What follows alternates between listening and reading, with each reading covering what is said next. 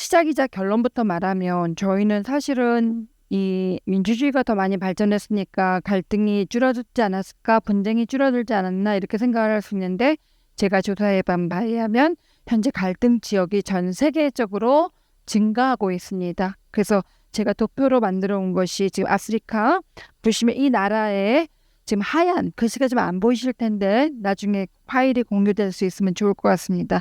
현재 분정, 민족의 문제로 복합적인 요인을 가지고 계속 분쟁이 일어나고 있는 지역입니다.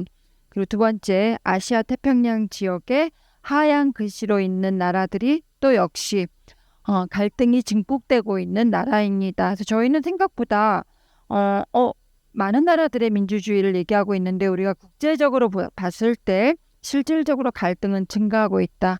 그래서 오늘 아시아 태평양 지역에서의 어떤 하나의 사례로서 오늘 줌으로 연결된 절은씨께서 미얀마의 상황을 통해서 증언과 그리고 청년들의 고민이 무엇인지 직접 스토리를 풀어갈 예정입니다. 유럽, 중앙아시아로 넘어가도 역시 마찬가지입니다. 한국에 최근에 국내에 많은 그 이주민들이 유입되고 있지만 이주민들 대부분이 자국의 갈등의 문제들로 인하여 오고 있음을 알고 있습니다. 그리고 저는 마지막으로 남미를 집어넣습니다. 근데 재밌는 거는 여기에 모든 나라들의 이렇게 권력의 층위에 있는 사람들을 보면은 국가 권력의 문제로 인해서 갈등이 늘어나고 있음을 저희는 알 수 있습니다. 중동으로 넘어가도 역시 마찬가지입니다. 미들이스트와 노스 아프리카 모두 역시 갈등이 증폭되고 있는데 그 현실에 대해서 오늘 히삼 씨가 예멘의 상황 그리고 시마 씨와 니나 씨께서 자신의 삶을 통해서 청년들은 어떤 문제들을 고민하고 있는지 오늘 증언자의 역할을 하실 겁니다. 미국은 지금 가장 골아픈 나라죠. 모든 나라들의 갈등과 폭력과 그리고 내전에 연결되어 있습니다. 그래서 오늘 참석한 청년활동가인 이승주 씨께서 내전 분쟁 보도에 대한 미국의 그렇다면 언론, 대표적인 진보 언론이라고 하는 뉴욕타임즈는 이런 문제들을 어떻게 다루고 있는지, 아시아의 분쟁에 대해서 그들은 어떤 문제들을 어떻게 다루고 있는지 그 관점에 대해서 정리할 예정입니다. 그렇다면 미래는 어떻게 될까요? 결론적으로 본다면은 현재 현 세계 청년들이 겪는 복합적 어려움은 증가하고 있으며 청년 세대의 이동을 부추기고 때로는 억압하기도 합니다. 제가 조사한 바에 의하면 우리나라에서도 젠더 갈등의 심각성은 청년 10명 중에 6명이 느끼다고 할 정도입니다. 마지막 표는 앞으로의 미래 사회에서 갈등과 분쟁을 증폭시킬 7페이지 마지막에 문제 중에는 기후환경 그리고 경제 문제 마지막으로 기술과 전쟁이 들어갑니다. 오늘 다 저희가 하나하나를 살펴보진 않지만 이 모든 문제가 저희가 현재 뉴스를 통해서 밝히고 있는 접하고 있는 부분입니다. 그리고 또 하나는 이런 갈등이 늘어날 때마다 청년들의 문제 중에는 자유로운 이동만이 늘어나는 것이 아니라 억압 또한 늘어나고 있다는 사실입니다. 바로 3개월 전 미국 정부는 자신의 정부와 그리고 각국의 정부가 갈등과 분쟁에 복합적 요인을 갖고 있을 때 바로 그 자국민의 입국 금지 조치를 발표합니다. 아프가니스탄, 미얀마, 이란, 예멘, 차드 등입니다. 이런 상황에서 특히나 아까 경제적인 갈등이라는 것이 또한 청년들에게 어떤 국제적인 연결성을 갖게 하는지 한 대표적인 사례가 제가 2개만 들었습니다. 레바논 인구는 580만 명이 넘지만 해외 인구가 본국의 인구보다 많습니다. 그런데 2019년에 해외에 거주하는 가족들과 대부분 여기서도 마찬가지지만 한국에서도 마찬가지지만 비싼 전화 대신에 왓츠앱이라는 어플리케이션을 사용합니다. 근데 국가가 이 부분을 20% 세금 부과 정책을 썼습니다.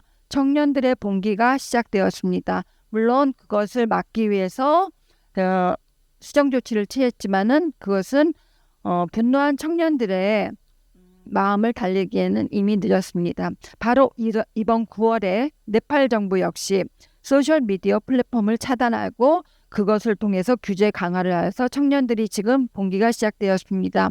그런데 청년들의 봉기는 여러 가지 복합적인 그런 국제적인 문제들을 듣는 것도 있지만 아까 말씀드린 것처럼 오히려 경제적인 위기 속에서 느끼는 그런 문제들로 인해서 사회적으로 우리가 어떻게 살아야 될 것인가, 그리고 공동체라는 것은, 그리고 우리들의 삶을 지켜줄 조직들은 이런 문제들을 고민하지 못하다 보니 네팔 같은 경우에는 네팔 노동자들, 다수의 노동자들의 삶을 함께 해결해 주는데 큰 역할을 했던 지폰트라고 하는 빌딩이 바로 어제 불타오르는 이런 비극적인 사태까지 일어났습니다. 그래서 청년 문제를 우리가 해결한다, 청년 문제를 우리가 논의한다는 것은 단순히 청년이 무엇을 원하는 것인가 뿐만이 아니라 사회적으로 과거 청년의 세대가 무엇을 함께 고민해야 될 것인가에 대한 화두라고 생각합니다. 그런데 국제위기센터가 발표한 2025년 주목해야 되는 10곳의 갈등 지역이 나와 있습니다. 그중에는 한반도도 포함되어 있습니다. 그래서 이 부분이 저희에게는 함께 연결되고, 그리고 어떻게 함께 국제적으로 길들을 만들어야 될지에 대한 공통성을 찾아나가는 과정이라고 생각합니다. 그런 측면에서 아시아의 친구들은 국제적 연결성이라는 것은 결국은 디지털 세계와 그다음에 오프라인에서의 우리들의 노력 두 가지가 들어간다고 생각을 합니다. 그 지난 2년 동안에 너무나 노력을 많이 했습니다. 그래서 회원들과 함께, 그리고 전문가들과 함께 아시아의 기억들을 모아내는 아시아 메모리 아카이브를 구축했습니다. 곧 이제 구글과 네이버를 통해서 모든 데이터들이, 그리고 기록들이 개방되고 연결될 과정인데요. 이 AM에는 결국은 아까 세 분의 회장님들 그리고 대표자님들께서 축사에서 말씀하셨던 내용과 일치합니다.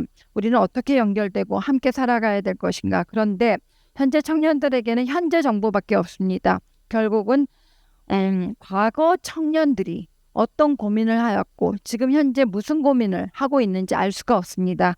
그래서 AMA에서는 스토리 기반으로 길을 낸 청년들에 대한 역사, 결국은 아마 이 자리에 계신 분들 반 이상이라고 생각을 합니다. 과거 청년들의 삶을 재현하는 것이 첫 번째 목표입니다. 이것을 통해서 현재 길을 잇고 있는 청년들의 삶, 여기 역시 오늘 참석하신 청년들을 포함하여 많은 청년들의 삶을 디지털에서 재현하고 또 저희가 오늘 같은 자리에서 연결해내는 것, 저희는 그것이 국제적인 연결성이라고 생각을 합니다. 그리고 이러한 아카이브라는 것은 단순히 과거의 기록을 축적하는 것이 아니라 공동체 기록, 그리고 아카이브를 통해서 우리가 일상을 연대하고 모든 문제들에 대해서 함께 알아가는 과정, 그리고 이것이 콘텐츠가 돼서 많은 다수의 청년들에게 알려지고 공유될 수 있는 그런 사회적 책임을 함께 만들어 나가는 그러한 사업들을 만들어내는 것이라고 봅니다. 그래서 현재 저희가 등록한 기록은 1641건이고요.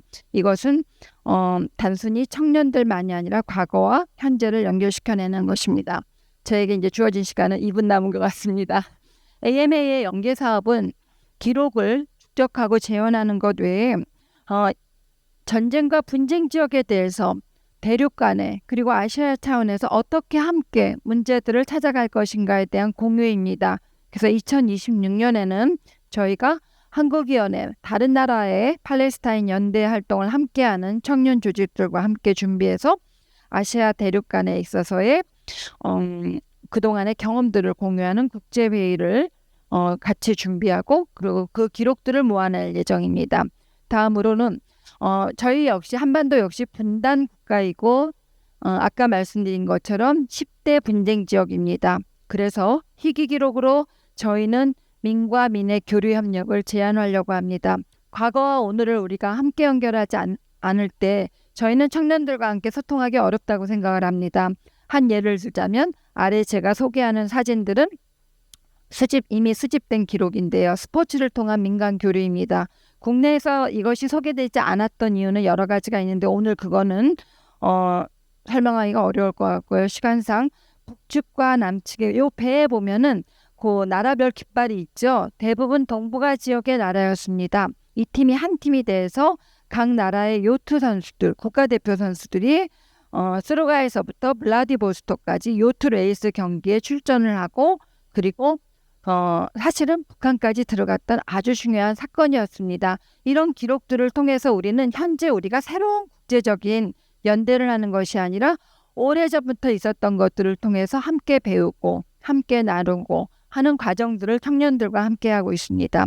두 번째 역시 재생에너지, 아까 말씀드렸던 심각한 기후위기 속에서 청년활동이 북한과 미국의 청년들에 의해서 이루어졌던 하나의 사례입니다. 사진을 보시면은 요 밑에 제가 이 사업에 관여했던 피터 박사와의 인터뷰 내용을 얻는데, 재생에너지 해법을 찾기 위해서 청년들이 어떤 고민들을 함께 했는지 그 사례입니다. 저는 이러한 사건들이 국가의 개입이나 또는 국가의 지원이 없어도 민간인이 해낼 수 있었다라는 것에 대한 자부심 그리고 자신감을 갖게 하는 사건이라고 봅니다. 이런 과거의 그런 국제적 연결성은 과거만이 아니라 현재까지도 이어지고 있다는 것입니다. 오늘 모든 나라에 대해서 저희가 소개할 수는 없지만 2018년에 역시 진행되었던 북한의 농업 관계자 청년들과 캐나다의 농업 관계자, 사진에 나오는 청년들이 캐나다 마니토바 유기농장에서의 농업 문제를 함께 해결해 나가면서 식량의 자급성을 키워나가기 위한 하나의 사업이었습니다.